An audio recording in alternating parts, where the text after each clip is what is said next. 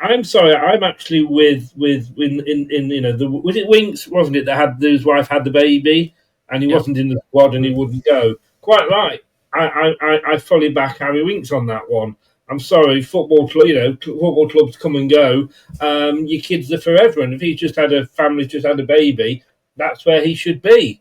And if we would just off of context, Chris, what we heard last night from Rob Tanner actually was that the Winks was settled in Nottingham with his wife, and approaching the birth, they decided to move back down to London, and obviously he refused to stay over at the training ground. Yeah, but again, what if he's got family in London? Well, why shouldn't he? You want to have your family around you. I'm sorry, football's a game. He could have said, "No, I'm not going to be there." Sorry? It's his job. You say it's a game, but it's also his job. It's his job as well. And I tell you what, if my boss had turned around to me and said, and I said, "Oh, I've got me, my baby's due next week. Well, you've got to come into work." And I said, "No, don't. Here's my resignation." Jobs come and jobs go. He could give his all. He could have said, "No, I'm going to miss the birth of my child," and then never be picked for the rest of the season anyway. Then he could be sold. Why shouldn't he put family first? But no one's asking him to miss the birth of his child, Chris. I mean, it's these one-off moments. It's and this kid's ironic. I'm 21 years old. I don't have a wife. I don't have a kid. But obviously, family's important. But if it's once a week to stay over at a training ground for a job you're paid 70, 80, 90K a week for, I mean, do you not have? Is it that bad? Yeah. Do you not have? You have maternity leave. You have paternity leave as well, where fathers get time off when the children are born. That's not this. This isn't the situation, though, is it? Because I mean, he was still coming to work, so he was still showing up to training. But let me ask you, Anil, right? Because Anil, we've spoken about this a few times, right? But let me bring this comment up. So it said, to defend Winks, no one commented when Casper used to travel from Manchester. That is true. But I think if Casper was asked to stay at the training ground one night a week, because, for whatever reason, I think he would have. There was a conversation about this on the overlap last night, Anil, or this morning, whenever it was. Obviously, the Man United legends are going to defend Ruud van Nistelrooy. Of course they are. But they were speaking about professionalism. You're in a relegation battle. The manager's asked you to stay over one night a week in a 5-star Centre Parks, basically. I don't know. What has your opinion changed on this situation at all, Anil? Same person who posted what you just brought up, John. Good stuff he's coming up with today. Get him gone. Poor attitude. Complete opposite to JJ. It's what I agree. I think we miss you, Enzo, remonstrating, got himself injured after 10 minutes in Enzo's last game. It was going to be Cooper's last game as well. I think he's not a good influence on the squad, to be honest with you. I think it will come out as well. My prediction is that when Vardy leaves in the summer and he does a little bit of an expose on his last season at Leicester, I think he will have some less than polite words about Harry Winks, is my theory that's going to be. So if he does stay, he will be one of the best players. He's one of the best players for us last time round. But I think he's now going to be the highest earner in the entire squad with Vardy leaving.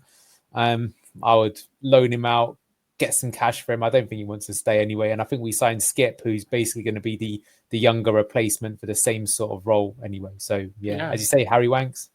Chris, I was going to say, mate, I keep saying this. There is history. Because of the Copenhagen party, he was front and centre of that Enzo We Miss You sign parade. And he's also getting very petty because after the story came out, I'm sure he believes he's in the right. Of course he does. I'm not debating that. He believes he's in the right. He got a little bit petty on Instagram, and then his partner then posted a photo of him during the Liverpool game in the day that Leicester were going to get relegated, drinking an Aperol Spritz out of the pub. Dare he? How no, dare but Chris, let me finish. When you're not being picked in the squad, how dare he go out? How dare James Maddison go out and watch darts when he's not being picked? No, we're talking about during a game on the day we're going to get relegated. Was he in the squad? Was he? No, he wasn't in the squad. He wasn't in the squad. Therefore, what effect would he have on that game then? I think if this was Wout Faze, you would have a completely different outlook on this. It's respect for the Chris. This is you just got served. The thing is, to me, Chris, he's putting his personal feud with Ruud over respect for us fans and the club here. And that's what pisses me off, because out of respect for the club, he can be as mad as he wants towards Ruud. On the day we are getting relegated in a season when he has played, he knows he's not been up to the standard we need to survive, for one of the highest paid players in the club as well. It's disrespectful to all of us who've sat here and watched it all and spent our money on it and supported him for all this time. So, name one player that has shown any respect to the fans this season. Mads Hermansen? Has he not shown respect to the fans? Of course he has he not. But he's right. He is right, though. I didn't hear who he said.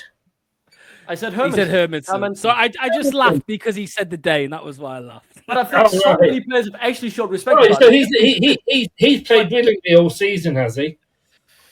But he was no player in that squad has But there's a difference between playing well enough and showing respect. You can be fucking dog shit, but at the very least, Wout Faze hasn't sat there with an Aperol Spritz smiling while he was getting us relegated. Facundo had a fallout. Chris. This is not about being good enough for the Premier League. It's about paying respect and showing respect to the club that pays you and the fans that torment their own lives recently from watching this shit we're watching week in, week out. It's the minimum. If you don't have anything nice to say, then don't say nothing. Then say nothing at all. Chris, what I was going to say, mate, was this isn't. Well, Chris, what I was going to say was this isn't like he's out, obviously, with his partner, whatever, and some fans taking a photo of him and exposed him, right? That would have been different. His partner has uploaded this photo, and I think it's quite. If you are married to a professional footballer that's meant to have these standards, Chris, you would ask them, is it okay? Can I post this? I think it was an orchestrated thing to make a point, to be petty online, and there's history. This is what I keep saying. There is history of Winks, causing issues like this, with the Enzo sign being front and center of that. Same with Vestergaard, mate. There's history with Vestergaard. He's fallen out with 3 different managers. That's the problem here, I think, Chris. That's the problem to me personally. But yeah. Keep him next season. Yeah, answer the question. Yeah. Would you keep him? Would I keep him? Well, that was the question right at the start. The question is yes, because hopefully Ruud van Nistelrooy will have gone. And I would have him and Skip as the two in the middle. I was going to say, like we were just mentioning, Facundo's fallen out of Ruud. Apparently, Coley's fallen out of Ruud, and they haven't done anything. They haven't been petty. Well, doesn't it say then, if all these players are falling out with Ruud, what's the common factor? Videos coming out. By the way, wave, because that Harry Winks chat is definitely getting uploaded to BTG highlights. So there we go. We'll see you very soon. Bye bye.